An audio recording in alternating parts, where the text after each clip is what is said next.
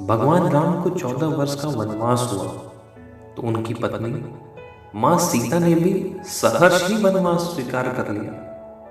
परंतु बचपन से ही बड़े भाई की सेवा में रहने वाले लक्ष्मण जी कैसे राम जी से दूर हो जाते हैं। माता सुमित्रा से तो उन्हें आज्ञा ले ली थी वन जाने की, परंतु जब पत्नी उर्मिला के कक्ष की ओर बढ़ रहे थे तो सोच रहे थे कि मां ने तो आज्ञा दे दी, परंतु उर्मिला उसको क्या समझाऊंगा, कैसे समझाऊंगा, क्या कहूंगा। यही सोचकर लक्ष्मण जी जैसे ही अपने कक्ष में पहुंचे तो देखा कि उर्मिला जी आरती का थाल लेके खड़ी है और बोली, आप मेरा चिंता छोड़ प्रभु की सेवा में वन को जाओ, मैं आपको नहीं रोकूंगी। मेरे कारण आपकी सेवा में कोई बाधा नहीं आएगी, इसलिए साथ जाने की जिद भी नहीं करूंगी। लक्ष्मण जी को कहने में संकोच हो रहा था, परंतु उनके कुछ कहने से पहले ही उर्मिला जी ने उन्हें संकोच से बाहर निकाल दिया। वास्तव में यही पत्नी का धर्म है। पति संकोच में पड़े उससे पहले ही पत्नी को मन की बात जानकर उसे संकोच से बाहर कर दे।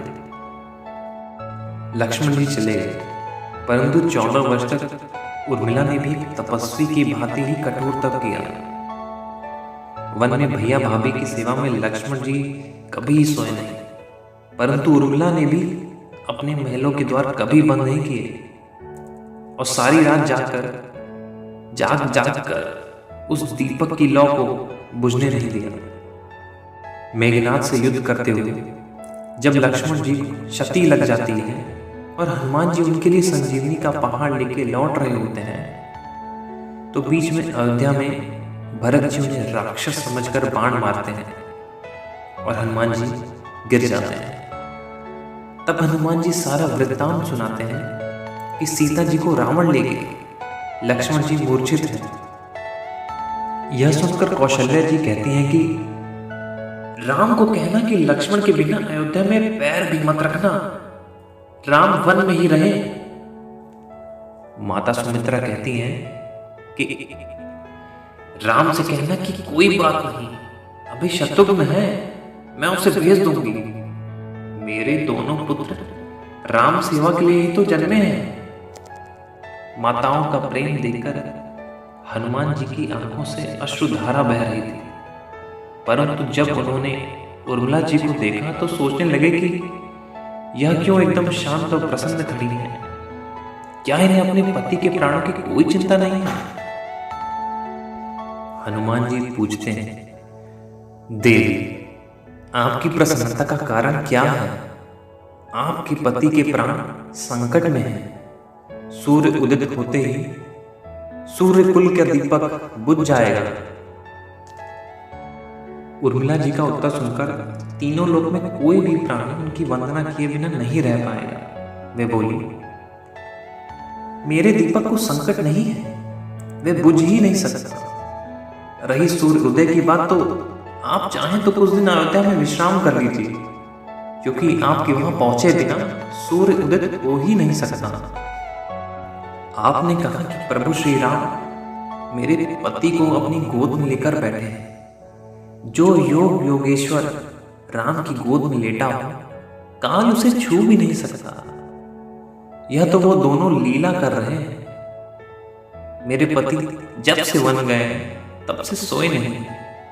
उन्होंने ना सोने का प्रण लिया था, इसलिए वो थोड़ा देर विश्राम कर रहे हैं, और जब भगवान की गोद मिल गई तो थोड़ा विश्राम ज्यादा हो गया, वे उठ जाएंगे। और क्षति मेरे पति को लगी ही नहीं, क्षति तो राम जी को लगी है। मेरे पति के हर श्वास में राम, हर धड़कन में राम, उनके रोम रोम में राम, उनके खून की बूंद बूंद में राम। और जब उनके शरीर और आत्मा में ही सिर्फ राम है तो क्षति राम जी को ही लगे, दर्द राम जी को ही हो रहा है। इसलिए हनुमान जी आप निश्चिंत होकर जाइए, सूर्य उदित नहीं होगा। राम राज्य के लिए जनक की बेटियां ही थी, कभी सीता तो कभी उर्मिला। भगवान राम तो केवल रामराज का कलश स्थापित किया था, परंतु वास्तव में रामराज इन सबके प्रेम, त्याग, समर्पण, बलिदान से ही आया। अवश्य सुनिए इसे और सोचिए। जय जय सिया राम, जय जय राधे कृष्ण। आजकल आप लोग घर में ही हो।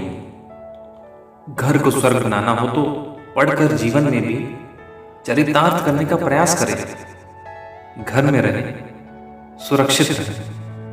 धन्यवाद। दोस्तों, पसंद आया ना? ऐसे ही प्यारे प्यारे लाजवाब वीडियोस देखने के लिए प्लीज आपके मम्मी पापा से सब्सक्राइब करने के लिए कहिए ना। हम और भी मजेदार वीडियोस आपके लिए ला रहे हैं। तब तक के लिए शुक्रिया, फिर मिलेंगे।